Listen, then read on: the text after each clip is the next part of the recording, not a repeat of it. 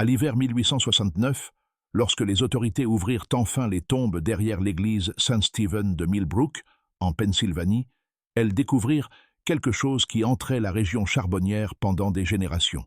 Sur les 157 cercueils enterrés sur une période de 12 ans, pas un seul ne contenait de restes humains.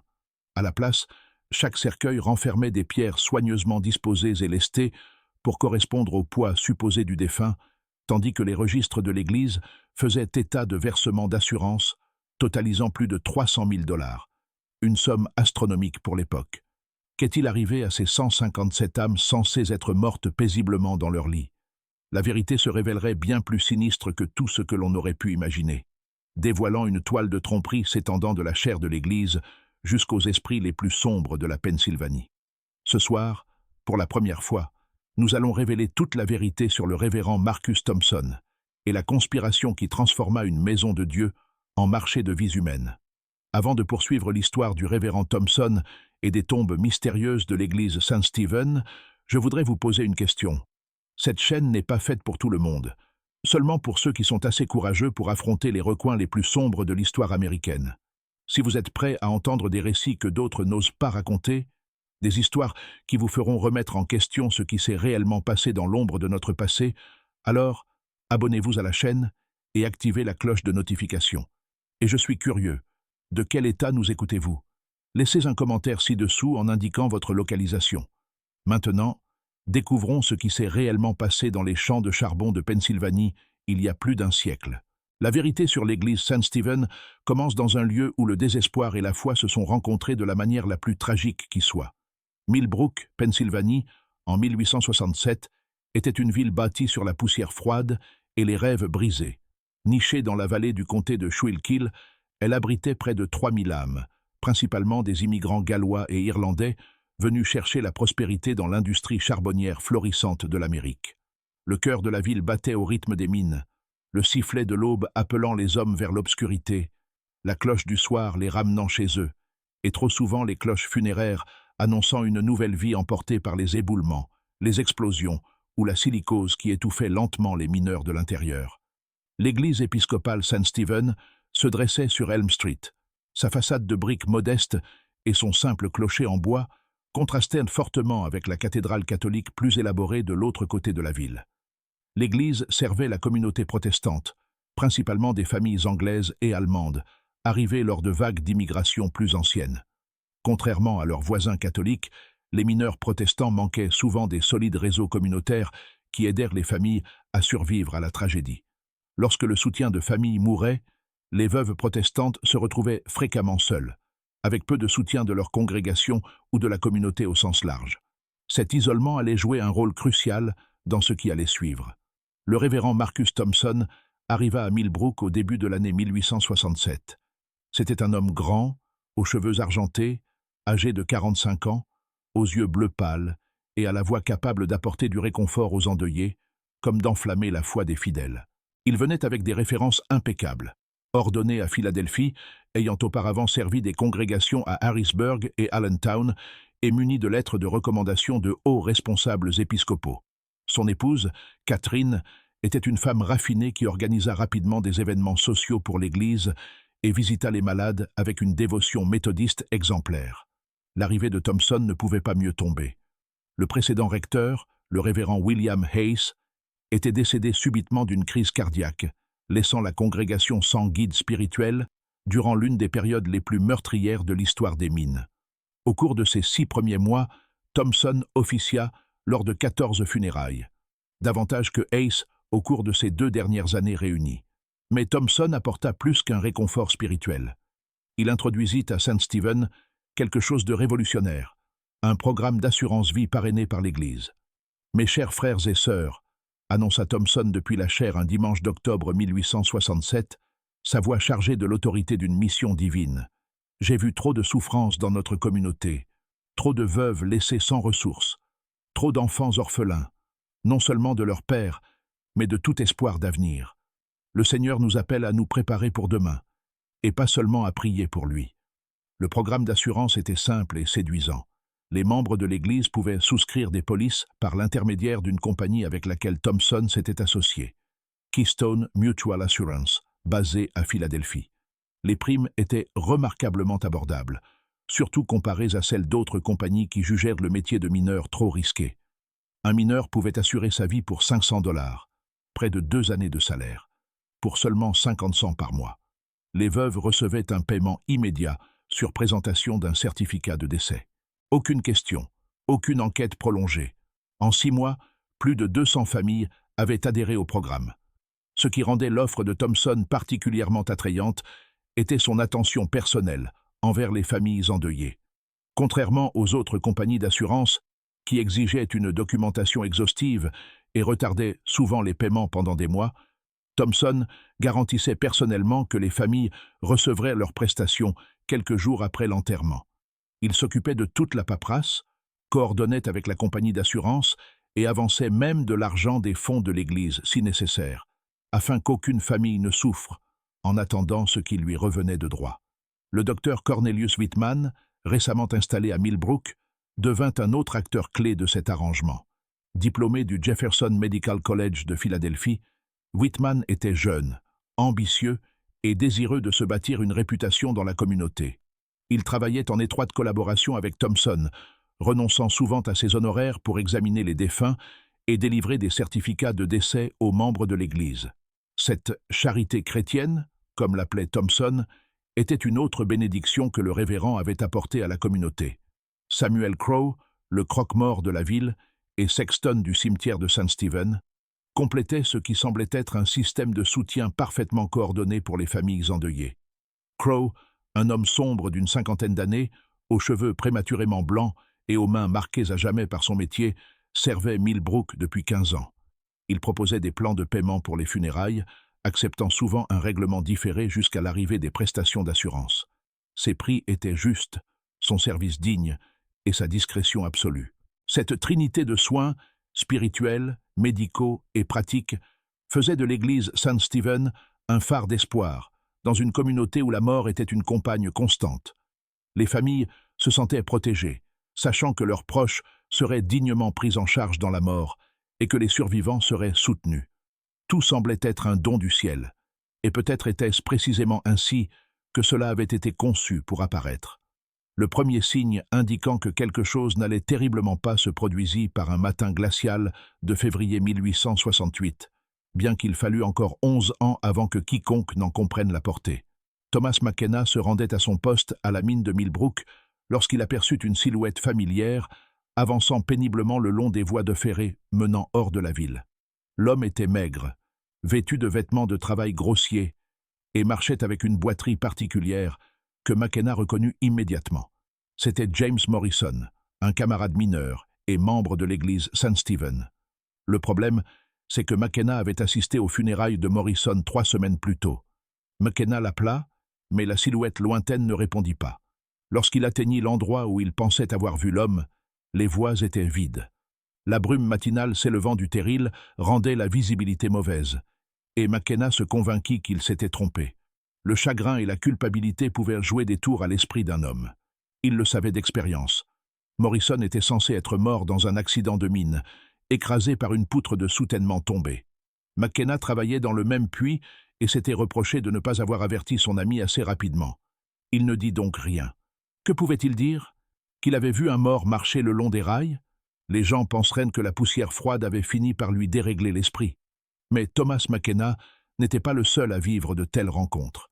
Au cours des mois suivants, d'autres habitants signalèrent des apparitions similaires.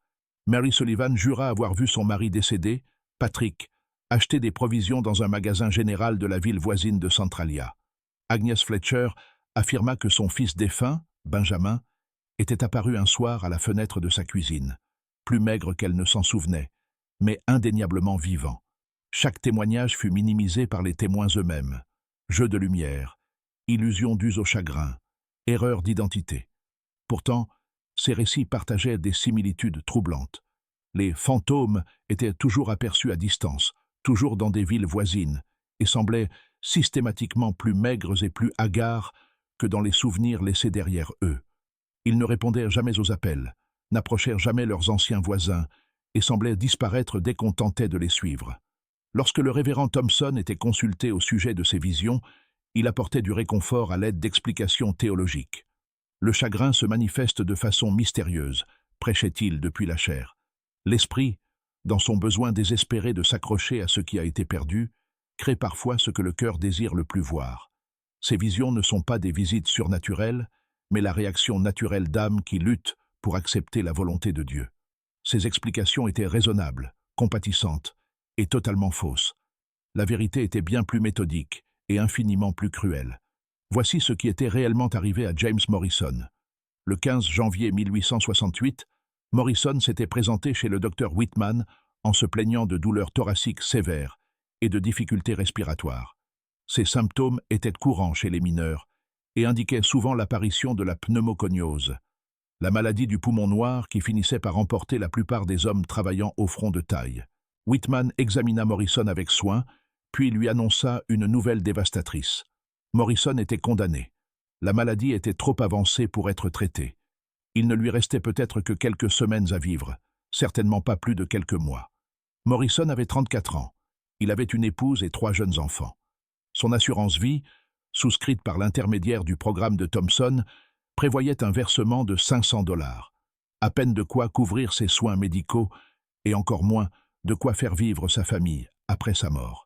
Dans son désespoir, Morrison prit une décision qui le condamna à un sort pire encore que la maladie qui ravageait ses poumons.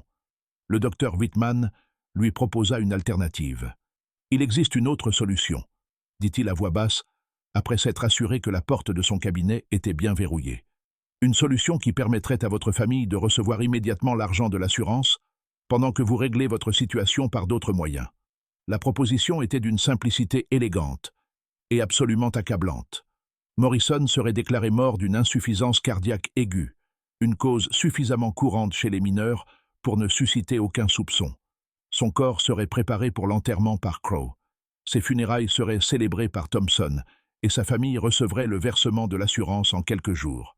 Morrison, lui, serait envoyé travailler dans les mines profondes de l'ouest de la Pennsylvanie, où la main-d'œuvre manquait cruellement et où l'on ne posait pas de questions.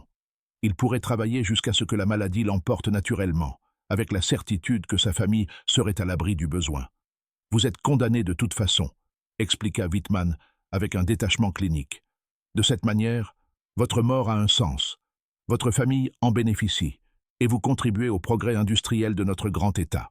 C'est une solution chrétienne à une situation malheureuse. » Face au choix entre laisser sa famille dans la misère ou endurer quelques années de labeur exténuant en sachant qu'il serait en sécurité, Morrison choisit ce qui ressemblait à un sacrifice.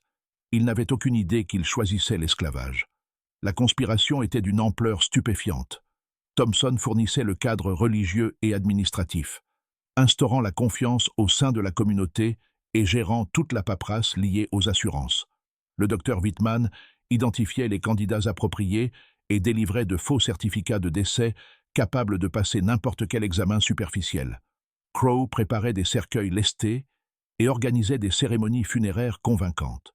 Un réseau d'entrepreneurs en main-d'œuvre transportait ensuite les défunts vers des exploitations minières isolées, où ils travaillaient sous de faux noms, jusqu'à leur véritable mort.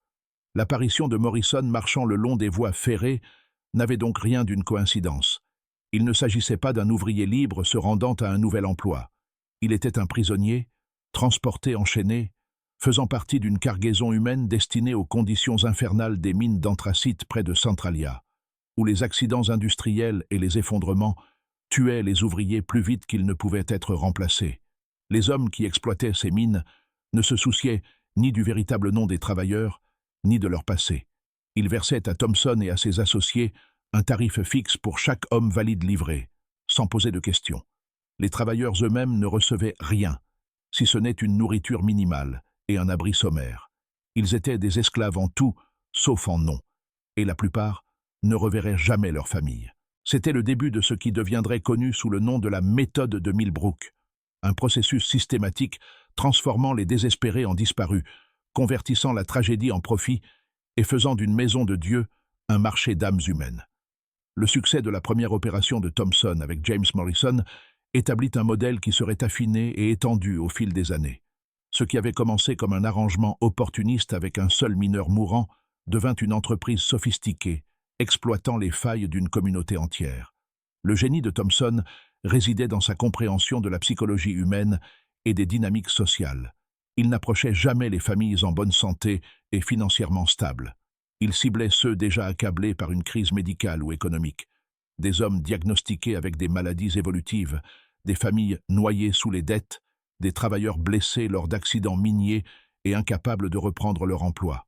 À ces âmes désespérées, il offrait ce qui semblait être un salut miraculeux, un soulagement financier immédiat grâce à des versements anticipés de l'assurance, en échange d'un sacrifice présenté comme temporaire. Le docteur Whitman devint de plus en plus habile dans l'identification des candidats idéaux. Sa pratique médicale lui donnait une connaissance intime des familles menacées de faillite médicale, des travailleurs développant les premiers signes de la maladie du poumon noir, et des blessures condamnant des hommes à ne plus jamais descendre dans la mine. Il commença à exiger des examens de santé réguliers pour tous les membres de l'Église, inscrits au programme d'assurance, un service présenté comme de la prévention, mais qui fonctionnait en réalité comme un processus de sélection des futures victimes. La prévention est la pierre angulaire d'une bonne santé, annonçait Whitman lors de séminaires médicaux organisés par l'Église. Le dépistage précoce sauve des vies et protège les familles contre les épreuves inattendues. Les examens étaient approfondis et professionnels, renforçant la confiance tout en recueillant des informations précieuses. Whitman consignait non seulement les pathologies, mais aussi la situation financière des familles, leur niveau d'endettement et leurs liens sociaux. Les hommes ayant de grandes familles et peu de soutien communautaire étaient particulièrement vulnérables. Ils avaient le plus à perdre et le moins de personnes susceptibles de remarquer leur disparition. Samuel Crowe, de son côté, perfectionna l'art de la mort simulée. Son expérience de croque-mort et de sacristain lui conférait une expertise unique dans les aspects pratiques du décès et de l'enterrement. Il développa des techniques permettant de créer des corps convaincants à l'aide de sciures, de chiffons et de pierres, disposés pour imiter le poids et la silhouette humaine. Les cercueils étaient scellés immédiatement après la veillée, sous prétexte de décomposition rapide ou de maladies contagieuses rendant toute exposition prolongée dangereuse. Dans les cas de maladies pulmonaires, Crowe expliquait aux familles en deuil que le corps se détériorait très vite après la mort, et que pour des raisons sanitaires et par respect pour les proches, une fermeture immédiate était recommandée. Les cérémonies funéraires elles-mêmes étaient élaborées et émotionnellement écrasantes, conçues pour empêcher tout examen attentif. Les sermons de Thomson étaient particulièrement puissants lors de ces occasions, centrés sur le sacrifice, la rédemption et les voies impénétrables de la providence divine. L'intensité émotionnelle de ces services laissait les familles épuisées et reconnaissantes, pas soupçonneuses. Entre 1868 et 1870, 12 autres hommes furent traités selon ce système. Chaque cas suivait le même schéma. Diagnostic terminal ou blessure dévastatrice, consultation avec le docteur Whitman, rencontre privée avec le révérend Thomson, mort mise en scène, funérailles élaborées, versement immédiat de l'assurance, puis transport vers des exploitations minières isolées. Les victimes étaient généralement des hommes dans la trentaine ou la quarantaine, assez âgés pour avoir de lourdes responsabilités familiales, mais suffisamment jeunes pour fournir encore des années de travail exténuant. Ils venaient d'horizons divers au sein de la communauté protestante. Mineurs gallois, ouvriers ferroviaires allemands, fermiers irlandais reconvertis dans la mine après des récoltes désastreuses. Ce qu'ils partageaient, c'était le désespoir et la conviction de faire un sacrifice noble pour leur famille. Aucun d'eux ne comprenait qu'il était vendu comme esclave. Les exploitations minières qui achetaient ces hommes étaient concentrées dans des régions reculées de l'ouest de la Pennsylvanie, où la demande de main-d'œuvre jetable était immense et la réglementation quasi inexistante. Il ne s'agissait pas de compagnies minières établies, dotées de protocoles de sécurité et de protection pour les travailleurs, mais d'opérations illégales ou semi-légales, extrayant du charbon dans des gisements instables et extrêmement dangereux, à l'aide de méthodes abandonnées par les entreprises légitimes depuis longtemps. Les conditions de travail y rendaient l'exploitation minière classique presque sûre en comparaison. Les hommes travaillaient 12 à 16 heures par jour, dans des galeries mal ventilées, utilisaient des équipements obsolètes, sujets à des pannes fréquentes, et vivaient dans des baraquements surpeuplés, avec une nourriture insuffisante et des soins médicaux quasi inexistants. Les taux de mortalité étaient astronomiques, mais les exploitants s'en moquaient. Des travailleurs de remplacement pouvaient toujours être obtenus par l'intermédiaire de contacts comme Thompson. Les hommes qui survivaient plus de quelques mois dans ces conditions devenaient l'ombre d'eux-mêmes. La combinaison d'un labeur physique extrême, d'une alimentation insuffisante, d'un danger permanent et d'un isolement total loin de leur famille brisait leur esprit aussi sûrement que le travail détruisait leur corps. Même s'ils avaient réussi à s'échapper, ils se seraient heurtés à une tâche impossible, expliquer leur retour d'entre les morts à des familles qui les avaient pleurés et avaient aperçu de l'argent d'assurance sur la base de leur décès supposé. Ce piège psychologique était peut-être l'aspect le plus cruel de tout le système. Les victimes devenaient complices de leur propre asservissement, incapables de révéler la vérité sans anéantir les familles qu'elles étaient censées avoir sacrifiées pour protéger. En 1870, l'opération de Thompson avait généré plus de 6 500 $ de versements d'assurance, une fortune selon les standards de l'époque. Plus importante encore, elle avait fait de lui l'une des figures les plus respectées et les plus aimées de Millbrook. Le nombre de fidèles de son Église avait augmenté de façon spectaculaire, attiré par son approche pragmatique de la sécurité familiale et par ce qui semblait être une sollicitude sincère pour le bien-être de sa congrégation. La compagnie Keystone Mutual Assurance, loin de se méfier du taux de mortalité élevé parmi les assurés de l'église St. Stephen, se félicitait au contraire de l'arrangement. La rapidité avec laquelle Thompson soumettait les dossiers et l'absence de litige faisèrent de Millbrook l'un de leurs marchés les plus rentables. Ils commencèrent eux-mêmes à recommander les méthodes de Thompson à d'autres agents comme exemple de service client efficace. Mais le succès même du système allait finalement conduire à son expansion et à sa chute. Thompson avait créé quelque chose de trop rentable pour rester à petite échelle, trop efficace pour ne pas attirer l'attention, et trop dépendant de la misère humaine pour pouvoir se poursuivre indéfiniment sans conséquence. Les ombres du passé allaient bientôt céder la place au chapitre le plus sombre de la conspiration. Alors que Thompson se préparait à étendre son opération à des niveaux qui finiraient par la condamner, ce qui avait commencé avec un seul mineur désespéré allait bientôt englober des familles entières. L'approche méthodiste du salut individuel allait évoluer vers quelque chose qui s'apparentait à un massacre à grande échelle. La question qui entrait les enquêteurs pendant des décennies n'était pas de savoir si Thompson et ses associés étaient des criminels. Cela deviendrait indéniablement évident. La véritable question était de savoir s'ils s'étaient convaincus d'accomplir l'œuvre de Dieu, ou s'ils avaient simplement découvert que le mal, lorsqu'il se pare d'un habit religieux et se présente sous un discours compatissant, peut prospérer au grand jour au sein d'une communauté assez désespérée pour croire au miracle. La transformation de l'opération de Thompson, passant d'un crime opportuniste à une atrocité systématique, commença au printemps 1871, lorsqu'il reçut un visiteur inattendu qui allait tout changer. Le colonel Harrison Blackwood arriva à Millbrook un jeudi matin, descendant du train de la Pennsylvania Railroad, vêtu d'un costume coûteux et portant des sacoches en cuir, suggérant des affaires sérieuses. Ancien vétéran de la guerre de sécession, Blackwood s'était reconverti dans les entreprises industrielles, notamment l'exploitation minière, dans les régions les plus reculées et les plus dangereuses de Pennsylvanie, de Virginie occidentale et de l'Ohio. Ce que Blackwood proposa à Thompson était un marché considérablement élargi pour ses services si particuliers. « Révérend Thompson, » expliqua Blackwood lors de leur entretien privé dans le bureau de l'église, « je représente un consortium d'exploitation minière impressionné par votre approche novatrice de l'acquisition de main-d'œuvre. Nous avons un besoin immédiat de 500 travailleurs valides et nous sommes prêts à payer des tarifs premium pour une livraison rapide. » Les chiffres donnèrent le vertige. À 75 $ par travailleur, 3 fois le tarif précédent de Thompson, ce seul contrat rapporterait 37 500 $, davantage que ce que la plupart des ministres du culte gagnaient au cours de toute une vie. Mais la proposition de Blackwood allait bien au-delà d'une simple expansion des méthodes existantes. « Nous ne nous intéressons pas uniquement aux mourants et aux désespérés, » poursuivit Blackwood. « Nous avons besoin de travailleurs en bonne santé, capables de contribuer pendant des années, pas seulement des mois.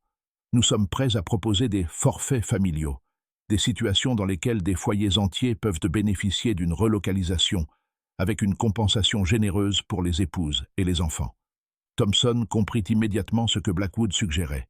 Au lieu de ne cibler que des cas en phase terminale, il commencerait à recruter des travailleurs en parfaite santé sous de faux prétextes, leur promettant des emplois lucratifs dans des régions lointaines, tout en les livrant en réalité à l'esclavage.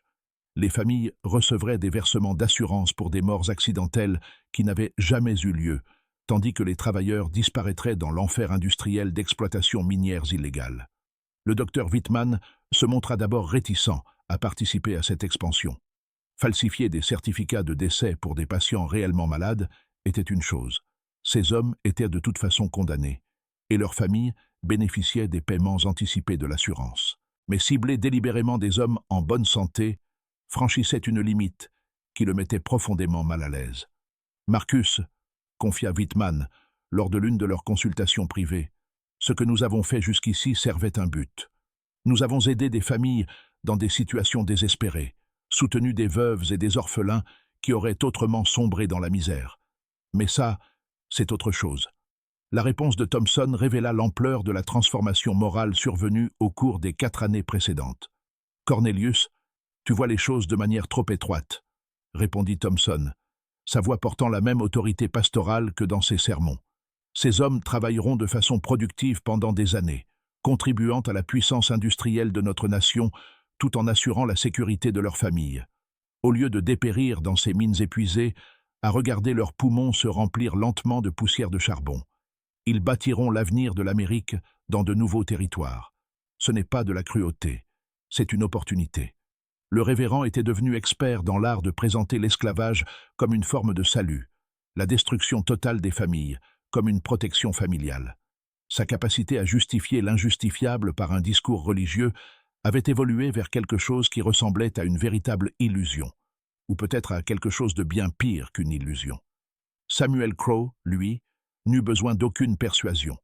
Le croque-mort avait largement profité de la conspiration et avait développé un goût pour ce travail qui dépassait la simple motivation financière.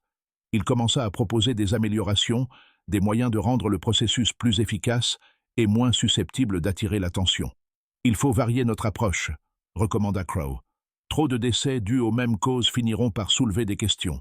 Je peux organiser des accidents miniers, des incendies domestiques, même des noyades. Chaque méthode demande une préparation différente, mais les résultats sont tout aussi efficaces. » La première famille traitée selon ce système élargi fut celle des Henderson. Robert, son épouse Sarah et leurs 2 fils adolescents, Michael et James. Robert était un charpentier qualifié qui peinait à trouver un travail stable à mesure que la construction minière ralentissait, lorsque Thompson l'approcha avec une offre d'emploi très lucrative pour bâtir des infrastructures minières dans le Colorado, assortie d'un paiement anticipé immédiat pour aider la famille à préparer le déménagement. Robert y vit une réponse à ses prières. L'arrangement paraissait généreux et légitime. Robert partirait en éclaireur pour trouver un logement et un emploi, tandis que Sarah et les garçons le rejoindraient quelques mois plus tard. Pour couvrir les frais, Thompson arrangea l'achat par Robert d'une importante assurance-vie, avec l'idée qu'elle pourrait être convertie en couverture familiale une fois la famille installée au Colorado. Ce qui se produisit réellement, c'est que Robert fut déclaré mort dans un accident de mine 2 semaines après son prétendu départ. Sarah reçut un versement d'assurance de 1 000 $ et un récit détaillé de la mort tragique de son mari lors de l'effondrement d'un tunnel. On lui expliqua que son corps était trop endommagé pour être rapatrié en Pennsylvanie, mais qu'il avait bénéficié d'un enterrement chrétien approprié, organisé par les autorités locales.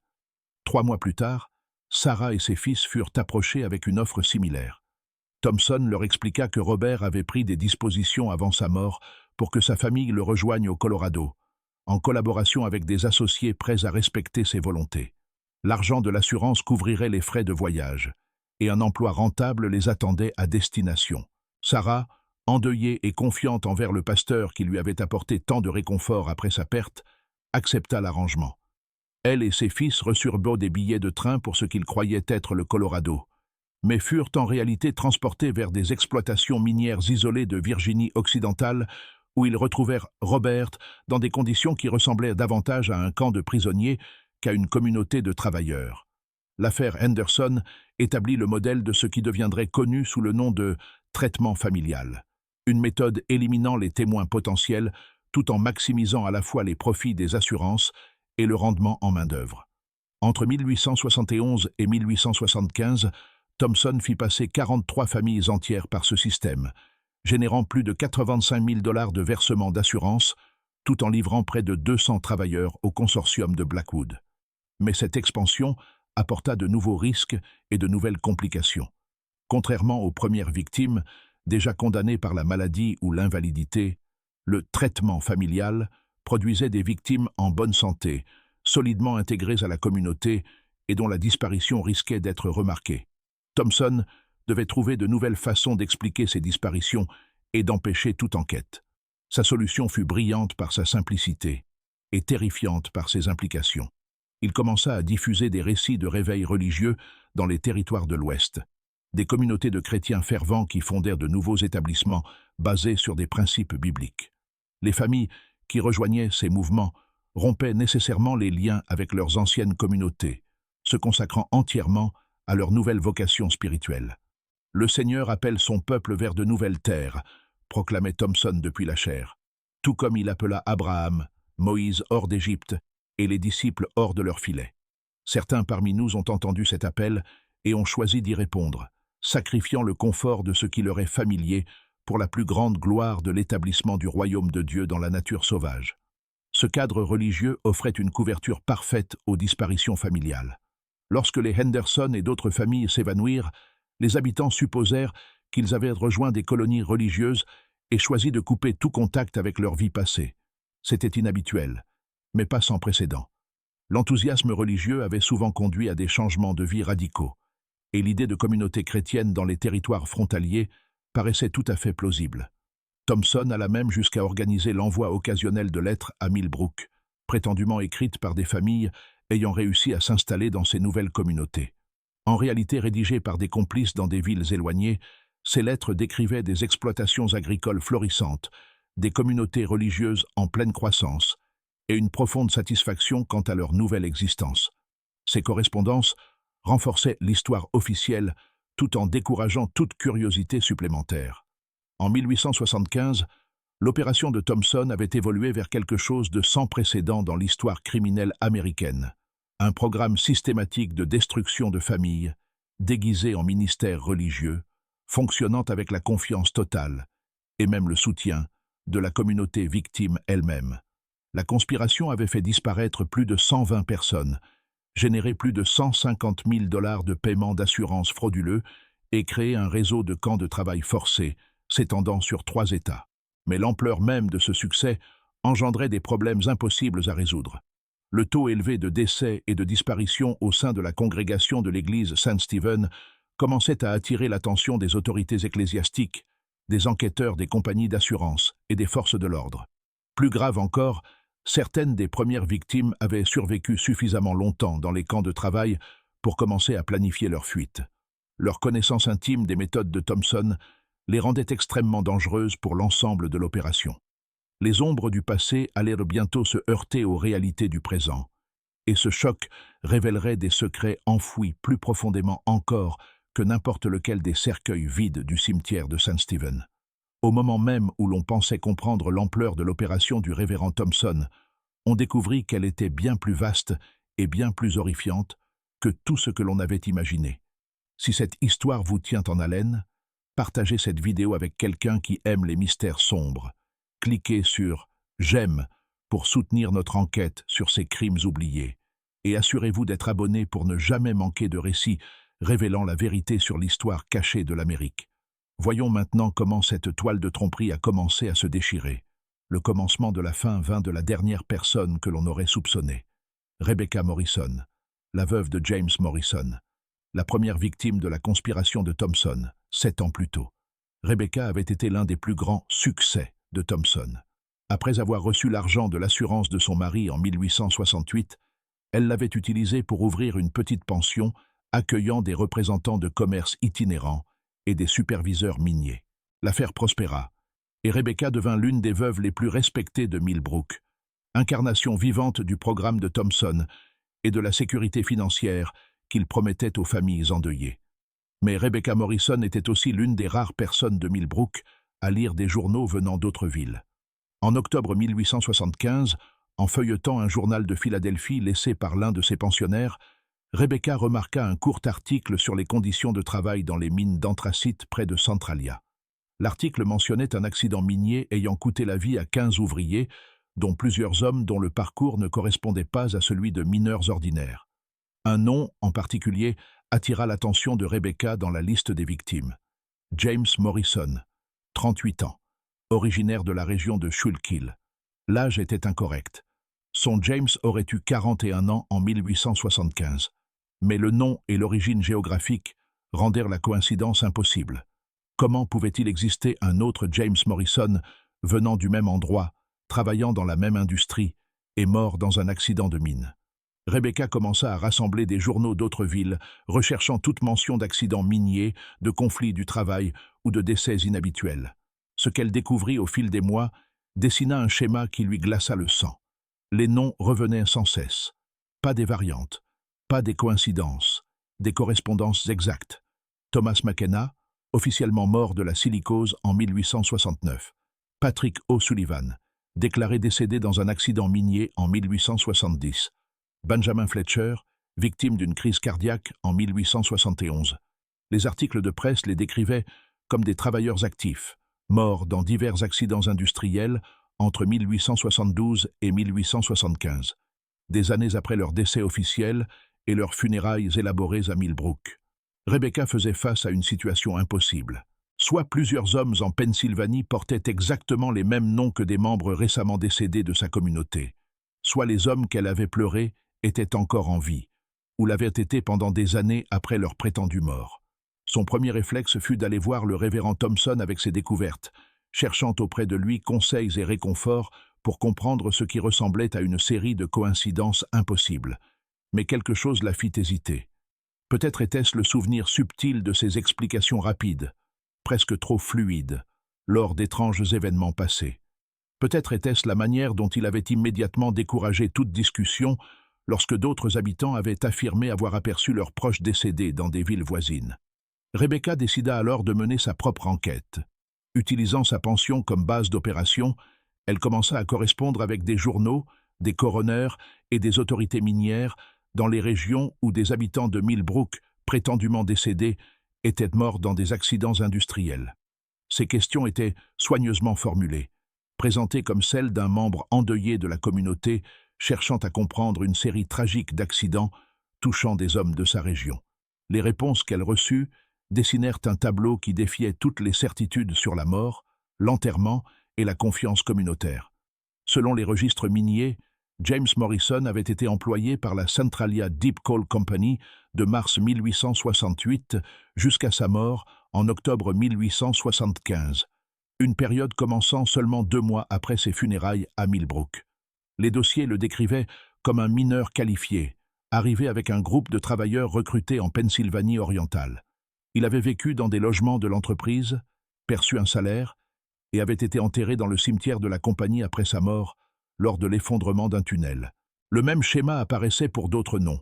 Des hommes pleurés et enterrés à Millbrook avaient en réalité travaillé pendant des années dans des exploitations minières isolées après leur prétendue mort. Ils avaient été employés sous leur vrai nom, ce qui suggérait qu'ils ne cherchaient pas à dissimuler leur identité. Ils avaient touché des salaires, vécu dans des logements de l'entreprise et côtoyé d'autres ouvriers qui les connaissaient comme des hommes bien vivants, pas comme des revenants. Cette révélation imposait une conclusion terrifiante. Soit la notion même de mort était devenue incertaine, soit les hommes enterrés dans le cimetière de l'église Saint-Stephen n'y reposaient tout simplement pas. Rebecca prit alors une décision qui allait finalement exposer l'ensemble de la conspiration. Par une nuit glaciale de novembre 1875, elle recruta son beau-frère, Daniel Walsh, ainsi que 2 voisins de confiance pour l'aider à examiner l'une des tombes. Ils choisirent celle de James Morrison, en partie parce que Rebecca estimait avoir le droit de connaître la vérité sur son mari, mais surtout parce que sa sépulture se trouvait dans une section récente et relativement isolée du cimetière. Les 4 conspirateurs travaillèrent à la lueur de lanternes, se relayant avec les pelles, s'attendant à trouver soit des restes humains, soit des traces de profanation. Ce qu'ils découvrirent fut un cercueil rempli de pierres et de sciures, soigneusement disposé pour imiter le poids et les dimensions d'un corps humain. La découverte était dévastatrice dans ses implications, mais elle créait aussi un nouveau problème. Rebecca et ses associés détenaient désormais la preuve d'un crime, mais ils l'avaient obtenue par des moyens illégaux. La profanation d'une tombe était une infraction grave, et leur enquête pouvait conduire à leur propre poursuite judiciaire. Plus important encore, ils n'avaient aucun moyen de savoir jusqu'où s'étendait la conspiration, ni qui d'autre pouvait être impliqué. Si le révérend Thompson faisait partie de la tromperie, qui d'autre était complice? Le docteur Whitman avait signé les certificats de décès. Samuel Crowe avait préparé les corps et procédé aux enterrements. Les autorités locales étaient-elles impliquées? Les enquêteurs des assurances? Jusqu'où allait la corruption? Rebecca décida de documenter minutieusement ses découvertes avant de s'adresser à la moindre autorité officielle. Au cours des semaines suivantes, elle et ses complices examinèrent secrètement 6 autres tombes et trouvèrent à chaque fois la même chose. Des cercueils remplis de pierres, lestés pour donner le poids d'un corps humain, mais ne contenant aucun reste humain. Pendant ce temps, Thompson commençait à sentir que son opération faisait face à de nouveaux dangers. L'expansion du traitement familial avait créé des défis logistiques et multiplié le nombre de personnes détenant des informations dangereuses. Certaines familles, traitées par son système, avaient des proches dans d'autres communautés, lesquels posèrent des questions gênantes sur leur départ soudain et leur silence prolongé. Plus inquiétants encore étaient les rapports en provenance du consortium de Blackwood concernant des problèmes dans les camps de travail. Plusieurs des premières victimes avaient survécu plus longtemps que prévu et commençaient à organiser une résistance parmi les travailleurs. Certaines tentatives d'évasion avaient réussi, et les fugitifs possédaient une connaissance intime des méthodes de recrutement de Thompson et des fausses morts ayant permis leur asservissement. Thompson entreprit alors des préparatifs pour ce qu'il appelait en privé la conclusion opérationnelle, l'élimination systématique des preuves et des témoins, afin de pouvoir se relocaliser et établir des opérations similaires dans d'autres communautés. Ces préparatifs incluaient des plans pour gérer les membres de la communauté susceptibles d'avoir découvert trop de choses sur ses activités. Rebecca Morrison ignorait que son enquête avait attiré l'attention de Thompson et que son nom avait été ajouté à une liste de personnes représentant un risque inacceptable pour la poursuite de la conspiration. La scène était prête pour une confrontation qui déterminerait si la vérité sur l'église St. Stephen serait révélée ou enterrée à jamais avec ses témoins. Rebecca détenait des preuves capables de détruire l'opération de Thompson. Mais Thompson, lui, disposait du pouvoir sur toute une communauté et de ressources suffisantes pour faire disparaître une veuve gênante. La question n'était pas de savoir s'ils allaient s'affronter, mais si quelqu'un survivrait pour raconter ce qui se produirait lorsque cela arriverait. La confrontation débuta par un matin gris de décembre 1875, lorsque Rebecca Morrison commit l'erreur de faire confiance à la mauvaise personne pour lui révéler ses terribles découvertes. Elle décida d'approcher d'abord le docteur Whitman, convaincue que sa formation médicale et son éthique professionnelle feraient de lui un allié fiable pour exposer la conspiration. Rebecca raisonna ainsi: si Whitman avait été trompé en signant de faux certificats de décès, il voudrait corriger les registres et empêcher d'autres crimes. S'il était complice, sa démarche l'obligerait à se dévoiler. Elle pensait pouvoir gérer ce risque. Elle se trompait catastrophiquement sur les 2 points.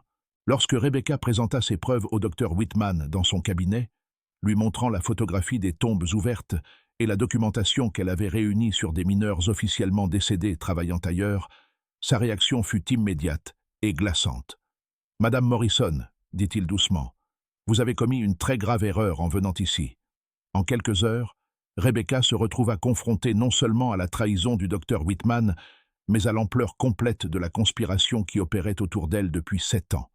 Thompson arriva au cabinet de Whitman accompagné de Samuel Crowe et de 2 hommes que Rebecca ne reconnut pas. Des individus à l'allure rude, manifestement étrangers à Millbrook. « Rebecca, dit Thompson, sa voix pastorale dépourvue de toute chaleur habituelle, vous avez découvert quelque chose qui met en danger non seulement votre vie, mais celle de toute la communauté. Le travail que nous accomplissons ici sert un objectif plus grand que vous ne pouvez le comprendre. Les hommes que vous pensez que nous avons lésés ont contribué aux progrès industriels qui bénéficient à toute la nation. Les familles qui ont reçu des paiements d'assurance ont été sauvées de la misère. Ce qui vous semble être une tromperie est en réalité une forme de providence divine à l'œuvre par l'intermédiaire des hommes. » La tentative de Thompson de justifier la conspiration par un discours religieux révélait la corruption morale totale qui l'avait transformé de pasteur en monstre. Mais Rebecca Morrison n'était plus la veuve endeuillée qui avait accepté son réconfort 7 ans plus tôt. Elle était devenue quelque chose de bien plus dangereux pour la conspiration, une adversaire informée et déterminée. Vous ne servez pas Dieu, répondit Rebecca, la voix ferme malgré la peur. Vous vous servez vous-même. Vous avez transformé notre Église en abattoir, notre communauté en terrain de chasse et notre foi en marché d'âmes humaines. James est mort maintenant, vraiment mort. Et tous les autres aussi. Ils sont morts comme des esclaves dans vos mines, loin de leur famille, croyant s'être sacrifiés pour une cause noble. Vous avez commis des meurtres, révérend Thompson, un massacre déguisé en ministère. L'accusation atteignit sa cible avec une précision dévastatrice. Les justifications théologiques soigneusement construites de Thompson s'effondrèrent sous le poids de la simple vérité. Pendant un instant, le masque de sollicitude pastorale glissa complètement, révélant quelque chose de froid et de calculateur. Ce que vous appelez meurtre, Madame Morrison, a assuré la sécurité de dizaines de familles et fourni une main-d'œuvre productive à des industries en expansion. Ces hommes seraient morts de toute façon dans nos mines épuisées, de la silicose ou d'accidents industriels. Nous avons simplement redirigé leur mort vers un objectif utile. Le docteur Whitman s'avança, sa mallette médicale à la main. « Rebecca, vous êtes manifestement bouleversée. Les preuves que vous pensez avoir trouvées peuvent s'expliquer de manière rationnelle. La profanation de tombes est un crime grave, et le stress lié à de telles activités a clairement affecté votre état mental. Je vais vous donner quelque chose pour vous aider à vous reposer, puis nous pourrons discuter calmement de la manière de régler cette situation. » Mais Rebecca avait anticipé cette possibilité.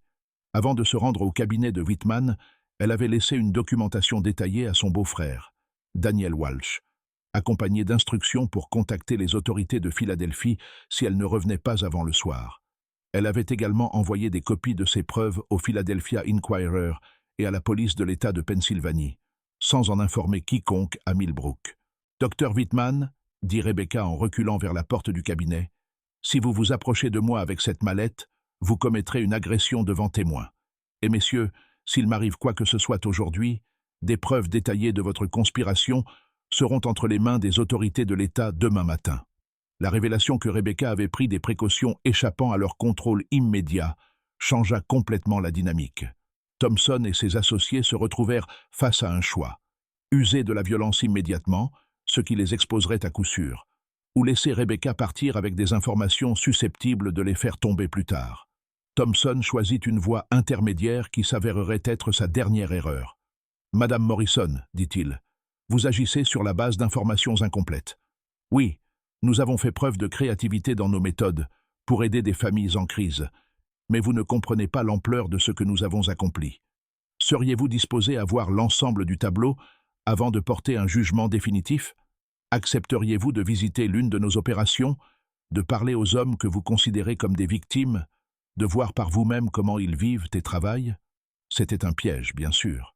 Thompson offrait à Rebecca la possibilité de visiter l'une des exploitations minières de Blackwood, où elle aurait, accidentellement, trouvé la mort, éliminant ainsi une menace tout en fournissant une explication plausible à son décès. Mais Rebecca avait passé des mois à étudier les méthodes de Thompson, et elle reconnut immédiatement le schéma. « J'examinerai votre proposition, » répondit-elle prudemment, « mais uniquement à mes conditions. Je veux visiter ces exploitations accompagnées de témoins indépendants, peut-être des représentants de l'autorité minière de l'État ou de la presse de Philadelphie. Je veux être informé à l'avance du lieu exact et du moment du déplacement. Et je veux des garanties quant à la communication avec les autorités extérieures pendant la visite. » Ces conditions rendèrent le piège de Thompson inexécutable, mais elles révélaient aussi que Rebecca avait parfaitement compris ce qu'il lui proposait réellement. Toute illusion de résolution pacifique s'évanouit, ne laissant place qu'à la réalité brutale de ce qui allait suivre. Samuel Crowe prit la parole pour la première fois durant la confrontation. Sa voix était plate, dénuée d'émotion, celle d'un homme habitué à la mort. Elle en sait trop, et elle s'est trop bien préparée. Ça se termine de deux façons possibles. Soit elle disparaît cette nuit, soit nous finissons tous pendus le mois prochain. Cette évaluation brutale força chacun dans la pièce à affronter pleinement les implications de leur situation. La conspiration de Thompson était devenue trop vaste pour être contenue, trop documentée pour être niée. Rebecca Morrison détenait des preuves capables de les anéantir tous, et ses précautions rendaient impossible son élimination, sans confirmer immédiatement ses accusations. Mais Thompson avait passé 7 ans à bâtir son empire, à générer des profits colossaux et à se convaincre que ses crimes servaient un dessein supérieur. Il n'était pas prêt à tout abandonner parce qu'une femme avait découvert la vérité. « Madame Morrison, dit enfin Thompson, je veux que vous compreniez une chose. Les hommes dans cette pièce se sont engagés totalement dans notre mission. Nous avons dépassé le point de non-retour. Si notre travail est exposé, des dizaines de familles perdront les versements d'assurance qui les font vivre depuis des années. Des centaines de travailleurs seront abandonnés dans des exploitations minières où ils n'ont aucun statut légal ni protection. Le chaos économique à lui seul détruira cette communauté. » C'était une tentative désespérée de chantage moral, suggérant que révéler la conspiration nuirait précisément à ceux qu'elle avait déjà victimisés. Mais Rebecca avait anticipé cet argument. « Révérend Thompson, répondit-elle, vous décrivez les conséquences de vos crimes, pas des raisons de continuer à les commettre. Cet argent a été obtenu par fraude. Ces travailleurs sont des esclaves qui méritent d'être secourus, pas abandonnés. Et cette communauté mérite de connaître la vérité sur ce qui a été fait en son nom, sous couvert de charité chrétienne. » Cet échange marqua la fin de toute négociation et le début de ce que Thompson décrirait plus tard dans ses journaux privés comme la termination opérationnelle, l'élimination systématique des menaces afin d'empêcher toute exposition de la conspiration. Mais Rebecca Morrison avait pris une dernière précaution que Thompson n'avait pas anticipée. Alors qu'elle prononçait ces dernières paroles dans le cabinet du docteur Whitman, 2 enquêteurs de la police de l'État de Pennsylvanie étaient déjà en route vers Millbrook, appelés par les preuves qu'elle avait envoyées à Harrisburg 3 jours plus tôt. Ils arriveraient dans la soirée, munis de mandats, accompagnés de marshals fédéraux, enquêtant depuis des mois sur des signalements de travail forcé dans des exploitations minières isolées. La confrontation dans le cabinet de Whitman fut interrompue par le bruit de chevaux et de voitures arrivant à l'extérieur. Des sons annonçant le début de la plus vaste enquête criminelle de l'histoire de la Pennsylvanie et la fin du règne de Thompson sur l'église St. Stephen. Ce qui suivit révéla non seulement l'ampleur de la conspiration de Thompson, mais aussi les conditions effroyables des camps de travail où ses victimes avaient été enfermées, ainsi que le réseau de corruption qui avait permis à un mal aussi systématique de prospérer sous la protection de l'autorité religieuse. L'arrestation du révérend Marcus Thompson, du docteur Cornelius Whitman et de Samuel Crowe, le 15 décembre 1875, marqua le début d'une enquête qui allait révéler la plus grande opération de traite humaine jamais découverte aux États-Unis à cette date. Le capitaine William McCready, de la police de l'État de Pennsylvanie, qui dirigea l'enquête initiale, écrivit plus tard dans son rapport officiel « En 23 ans de service, je n'ai jamais rencontré des crimes d'une telle ampleur ni d'une cruauté aussi méthodique. La conspiration fonctionnait avec l'efficacité d'une entreprise commerciale et l'autorité morale d'un ministère religieux, créant une tempête parfaite d'exploitation qui fit au moins 157 victimes documentées. L'enquête mit au jour des détails qui choquèrent même les enquêteurs les plus aguerris. Les journaux privés de Thompson, découverts dans un compartiment secret de son bureau à l'église, contenaient des registres méticuleux de chaque victime traitée par son système. Chaque entrée indiquait le véritable nom de la personne, la cause fictive de son décès, le montant de l'assurance perçue et sa destination finale dans le réseau de travail forcé de Blackwood. Plus troublantes encore étaient les justifications théologiques de chaque crime, rédigées de la même main que ses sermons dominicaux. Thompson s'était convaincu qu'il accomplissait une forme de sélection divine, identifiant ceux dont la mort pouvait servir un dessein supérieur et organisant la réalisation de ce dessein. Ses écrits révélaient un homme ayant progressivement perdu toute distinction entre vocation religieuse et entreprise criminelle. Les dossiers médicaux du docteur Whitman apportèrent la preuve de l'identification et du ciblage systématique des victimes. Ces fichiers de patients contenaient des évaluations détaillées non seulement de leur état de santé, mais aussi de leur situation financière, de leurs relations sociales et de leur vulnérabilité psychologique. Des notes marginales de sa main incluaient des calculs de valeur d'assurance et des estimations du rendement potentiel de chaque patient comme travailleur forcé. L'atelier de Samuel Crowe livra les preuves matérielles les plus perturbantes. Les enquêteurs y découvrirent des instructions détaillées pour créer de faux cadavres crédibles à l'aide de sciures, de chiffons et de pierres, ainsi que les outils nécessaires pour sceller immédiatement les cercueils après la veillée. Ils mirent également la main sur une correspondance avec des fournisseurs de matériaux, démontrant que la supercherie nécessitait des achats réguliers d'équipements spécialisés. L'enquête sur les exploitations minières de Blackwood exigea une coordination entre les autorités de Pennsylvanie, de Virginie occidentale et de l'Ohio. Ce qu'elles découvrirent fut un réseau d'exploitation minières illégales, ou schbeulegal, fonctionnant dans des conditions rappelant l'esclavage d'avant-guerre. Les travailleurs étaient logés dans des baraquements surpeuplés, nourris de rations minimales, contraints à des journées de travail de 12 à 16 heures, et ne recevaient aucun salaire au-delà de leur simple subsistance. Le plus choquant fut la découverte que nombre des victimes de Thompson étaient encore en vie lorsque l'enquête débuta. Des opérations de sauvetage menées sur 14 sites miniers libérèrent 87 survivants, dont la plupart étaient dans un état physique et psychologique si dégradé qu'ils nécessitèrent des mois de soins avant de pouvoir témoigner. Les récits des survivants décrivaient une torture psychologique systématique destinée à empêcher toute fuite ou résistance. On leur disait que leur famille les croyait morts et avait refait leur vie. On leur affirmait que tout retour entraînerait des poursuites pour fraude à l'assurance, les condamnant eux et leurs proches à la prison. Ils étaient volontairement isolés afin d'empêcher la formation de liens de soutien ou de toute organisation collective. James Morrison, le mari de Rebecca et première victime de Thompson, faisait partie des survivants libérés d'une exploitation minière près de Centralia. Il avait été réduit au travail forcé pendant 7 ans et 11 mois lorsque les enquêteurs le retrouvèrent. Ces retrouvailles avec Rebecca devinrent l'un des moments les plus documentés et les plus bouleversants de toute l'enquête, symbolisant à la fois l'horreur des crimes de Thompson et la possibilité de justice et de rédemption. Les procédures judiciaires qui suivirent furent sans précédent par leur ampleur et leur complexité. Thompson, Whitman, Crowe et 37 complices furent inculpés pour des chefs allant de la fraude à l'assurance et l'enlèvement à la servitude involontaire et à la conspiration en vue de commettre des meurtres. Les procès nécessitèrent les témoignages de plus de 200 témoins et l'examen de milliers de documents couvrant près d'une décennie. La défense de Thompson tenta de plaider qu'il croyait sincèrement aider des familles en détresse et que les conditions dans les exploitations minières échappaient à son contrôle ou à sa connaissance. Cette stratégie s'effondra lorsque les procureurs présentèrent ses journaux privés, qui démontrèrent clairement sa connaissance des conditions réelles et sa participation active à leur maintien.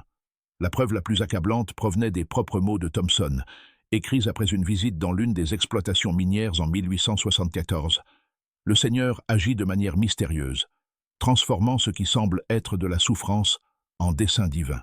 Ces hommes sacrifient de leur confort terrestre afin que leur famille prospère et que l'industrie progresse.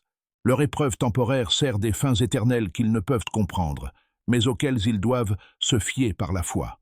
Le docteur Whitman tenta d'affirmer qu'il avait été trompé par Thompson et qu'il croyait participer à un programme d'assurance légitime. Cette défense fut balayée par des preuves montrant qu'il avait personnellement visité les exploitations minières, évalué les conditions de travail et recommandé des améliorations visant à accroître la productivité des travailleurs et non leur bien-être. Samuel Crowe n'offrit aucune véritable défense, se contentant d'affirmer qu'il avait obéi aux ordres et supposait que d'autres comprenaient les implications juridiques de leurs actes. Sa coopération avec les procureurs, notamment ses explications détaillées sur les méthodes utilisées pour fabriquer de faux cadavres et mettre en scène des funérailles convaincantes, lui valut une peine réduite, mais fournit aussi certains des témoignages les plus troublants de toute la procédure. Les procès s'achevèrent en octobre 1876 par des condamnations sur la quasi-totalité des chefs d'accusation. Thompson fut condamné à la prison à perpétuité à l'Eastern State Penitentiary, où il mourut en 1891, affirmant encore dans ses dernières lettres qu'il avait accompli l'œuvre de Dieu par des moyens non conventionnels. Whitman fut condamné à 25 ans de prison et en purgea 18 avant de mourir de la tuberculose en 1894. Crowe écopa de 15 ans et fut libéré en 1889, après quoi il disparut des archives historiques. L'impact de l'enquête dépassa largement la poursuite des criminels individuellement. Elle conduisit à d'importantes réformes de la réglementation des assurances, notamment l'obligation de vérification indépendante des décès et l'instauration de délais d'attente obligatoires avant le versement des indemnités. Elle entraîna également de nouvelles législations fédérales concernant les conditions de travail dans les mines et la poursuite pénale des systèmes de travail forcé. Pour la communauté de Millbrook, la révélation de la conspiration de Thompson provoqua un traumatisme qui dura des générations. Des familles ayant pleuré leurs proches découvrirent que leur chagrin avait été exploité à des fins lucratives. Des habitants qui avaient fait confiance à la guidance de Thompson réalisèrent qu'ils avaient vécu sous l'autorité d'une entreprise criminelle déguisée en ministère religieux. L'impact psychologique fut particulièrement sévère pour les familles ayant reçu des indemnités d'assurance fondées sur de faux décès. Beaucoup se sentirent moralement obligés de restituer l'argent dépensé pour des maisons, des commerces ou l'éducation de leurs enfants, bien qu'elles aient été des victimes et non des complices de la fraude. La complexité morale de leur situation, avoir bénéficié financièrement de crimes dont elles ignorèrent l'existence, engendra une culpabilité et une honte qui marquèrent la communauté pendant des décennies. L'église Saint-Stephen elle-même ne se remit jamais du scandale. La fréquentation chuta à moins de 30 fidèles dès 1877 et le bâtiment fut vendu au diocèse catholique en 1879. Le cimetière resta sous contrôle communautaire, mais de nombreuses familles déplacèrent les tombes de parents réellement décédés vers d'autres lieux d'inhumation, incapables de distinguer les sépultures authentiques des enterrements factices sans procéder à des exhumations coûteuses. Rebecca Morrison devint une figure nationale, célébrée par les journaux de tout le pays comme la veuve courageuse qui avait révélé l'une des conspirations criminelles les plus odieuses de l'histoire américaine. Elle mit sa notoriété au service de la réforme des assurances et de l'aide aux victimes de la traite humaine, prenant la parole lors de conférences et rencontrant des législateurs jusqu'à sa mort en 1923. Les cercueils vides de l'église Saint-Stephen devinrent un symbole de la manière dont le mal peut prospérer sous la protection de l'autorité religieuse et de la confiance communautaire. L'affaire fut utilisée pendant des décennies dans la formation des forces de l'ordre, illustrant comment des criminels peuvent exploiter les institutions sociales et les vulnérabilités humaines pour commettre des atrocités systématiques au grand jour. Peut-être le plus troublant fut-il de réaliser que l'opération de Thompson aurait pu être entièrement évitée. De nombreuses personnes avaient signalé avoir vu des individus décédés dans des communautés voisines, mais ces témoignages furent rejetés comme des hallucinations liées au deuil, au lieu d'être examinés comme de possibles preuves criminelles. L'autorité accordée aux figures religieuses et aux professionnels de santé avait créé un climat où leurs paroles étaient rarement remises en question, même lorsque des éléments suggéraient de graves anomalies. Le bilan final de la conspiration de Thompson est vertigineux. 157 victimes documentées, 847 000 $ de paiement d'assurance frauduleux, l'équivalent de plus de 20 millions de dollars aujourd'hui, et un réseau de travail forcé ayant réduit en esclavage des centaines de personnes dans plusieurs États. Le coût humain est incalculable. Des familles détruites, des communautés traumatisées et une foi durablement ébranlée dans l'autorité religieuse. Mais l'aspect le plus glaçant de toute cette affaire demeure peut-être la dernière déclaration de Thompson avant le prononcé de sa peine, livrée sans le moindre remords ni reconnaissance de la véritable nature de ses crimes. J'ai servi le dessein de Dieu d'une manière que d'autres ne peuvent comprendre. Les hommes qui ont travaillé dans ces mines ont contribué au progrès industriel de l'Amérique. Les familles qui ont reçu des indemnités d'assurance ont été sauvées de la misère. L'efficacité de nos méthodes nous a permis d'aider plus de personnes que la charité traditionnelle n'aurait jamais pu en atteindre. L'histoire reconnaîtra la nécessité de ce que nous avons accompli. Cette déclaration révélait que Thompson n'avait jamais réellement compris le mal de ses actes. Il avait bâti un cadre théologique transformant l'esclavage en salut, le meurtre en ministère et l'exploitation systématique en service divin.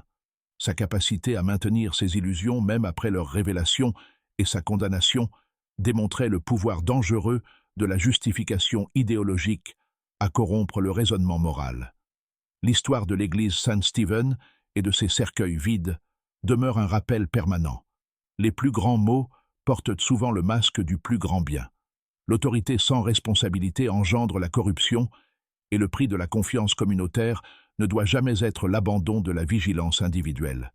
Le courage de Rebecca Morrison, en enquêtant sur l'impossible et en affrontant l'impensable, empêcha la conspiration de Thompson de faire d'autres victimes et garantit que la vérité, aussi horrible soit-elle, ne resterait pas ensevelie avec ses preuves.